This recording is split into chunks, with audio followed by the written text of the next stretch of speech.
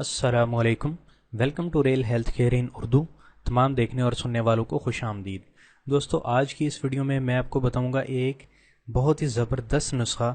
और ये नुस्खा है भी बहुत आसान, तैयार करने में बहुत ही सहल है, आसान है।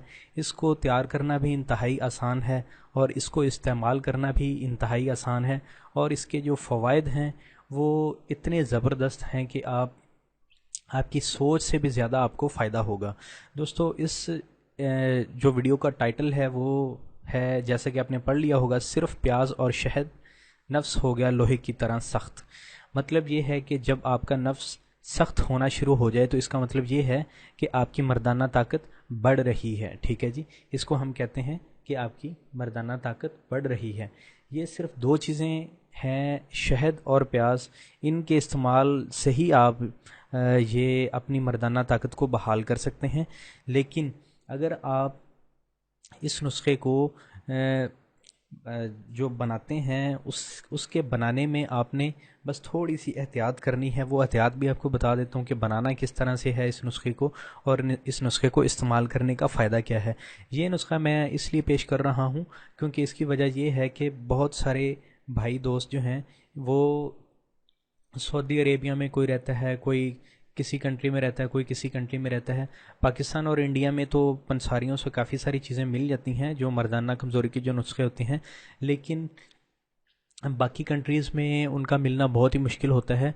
और इसलिए ही मैं आपको ये दो चीज़ें बता रहा हूँ, क्योंकि ये जो शहद और प्याज है ये पूरी दुनिया में, दुनिया के हर कोने में, दुनिया के हर मुल्क में, हर मुल्क के हर शहर में ये दो चीज़ें पाई जाती हैं। आप इन दोनों चीज़ों से फ़ायदा उठाएं और अपनी मर्दाना ताकत को बढ़ाएं और अपने नफ्स को सख्त करें। मर्दाना ताकत के बढ़ने का मतलब यही होता है कि आपकी जो है, आपका जो नफ्स वो सख्त हो जाए। टाइमिंग वो और चीज़ होती है, ठीक है जी।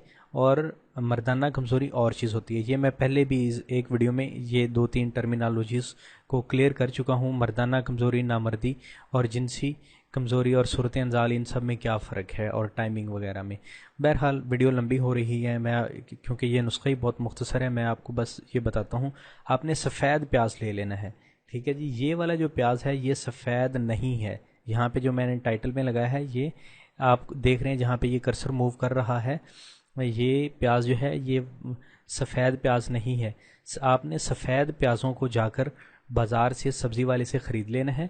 आपने 3-4 किलो वो ख़रीद लेने हैं और घर में लाके आपने उनका पानी निकालना है।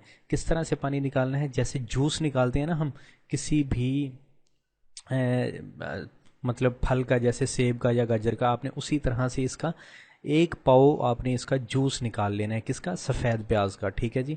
सफ़ेद प्याज आपको बाज़ार से मिलेंगे और आपको थोड़ी सी मेहनत करके लेने पड़ेंगे, क्योंकि सफ़ेद प्याज बहुत ही कम मार्केट में अवेलेबल होते हैं, लेकिन दुनिया के हर कोने में बहरहाल मिल ज़रूर जाते हैं। आपने ये जो सफ़ेद प्याज लेके आएंगे, आपने उन्हें उनका आपने जूस निकाल लेना है 1 पाव तकरीबन, ठीक है। उसका वज़न आपने कर लेना है 1 पाव, और 1 पाव ही आपने छोटी मक्खी का शहद ले लेना है, खालिश शहद लेना है, ठीक है जी। 2 नंबर नहीं लेना। खालिश शहद आपको हो सकता है थोड़ा सा महंगा मिले, लेकिन ये है कि खालिश शहद के ही फ़ायदा होगा, उस ये जो 2 नंबर शहद होगा उसका कोई फ़ायदा नहीं होगा। आपने 1 पाव सफ़ेद प्याज का पानी निकाल के उसमें आपने 1 पाव छोटी मक्खी का खालिश शहद वो मिक्स कर देना है, और ये आपने किसी बर्तन में डाल के आपने हल्की हल्की आग पर इसको पकाना शुरू कर देना है, ठीक है जी।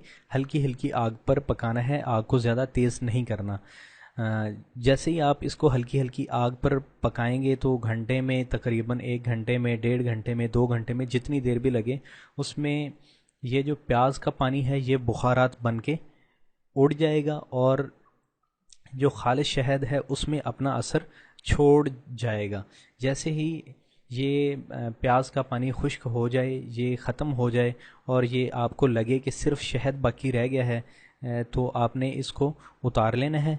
इस देगची को, जिस भी बर्तन में आप इसको पका रहे हो, आपने उतार लेना है, और उतार के आपने इसे ठंडा करके किसी साफ़ सुथरे डब्बे में इसे आपने इस नुस्खे को संभाल के रख लेना है।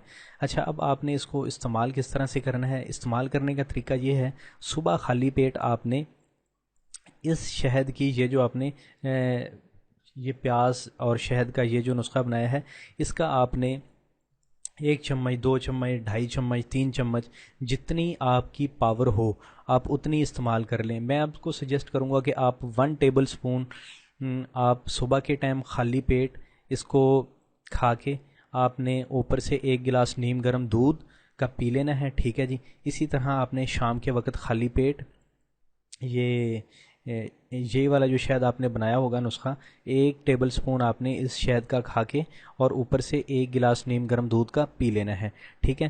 یہ نسخہ کھانے کے بعد آپ صبح بھی اور شام بھی آپ نے 1 گھنٹے بعد آپ نے کھانا کھا لینا ہے۔ صبح کے جب آپ یوز کریں گے نہار منہ تو 1 گھنٹے بعد آپ کھانا کھا سکتے ہیں، ناشتہ کر سکتے ہیں۔ اسی طرح شام کا کھانا جو ہے آپ اس نسخے کو استعمال کرنے کے 1 گھنٹے بعد آپ اس کو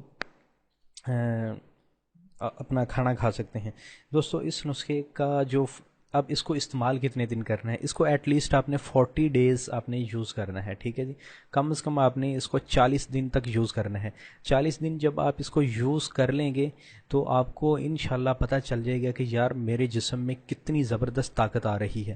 آپ کا جسم جو ہے وہ انشاءاللہ طاقتور، آہستہ آہستہ طاقتور ہوتا جائے گا۔ آپ کے چہرے کی رنگت جو ہے وہ سفید ہوتی جائے گی اور اس میں ہلکی ہلکی سرخی آنا شروع ہو جائے گی، جیسے آپ پر شباب آ جاتا ہے۔ جیسے 13-14 سال کا جو بچہ ہوتا ہے وہ جب جوانی میں قدم رکھ رہا ہوتا ہے تو آپ یا لڑکا یا لڑکی تو آپ دیکھتے ہیں کہ وہ کتنا خوبصورت مطلب نظر آ رہا ہوتا ہے 13-14 سال کا جو بچہ ہوتا ہے، کیونکہ وہ ابھی وہ عین شباب پر آ رہا ہوتا ہے، ٹھیک ہے۔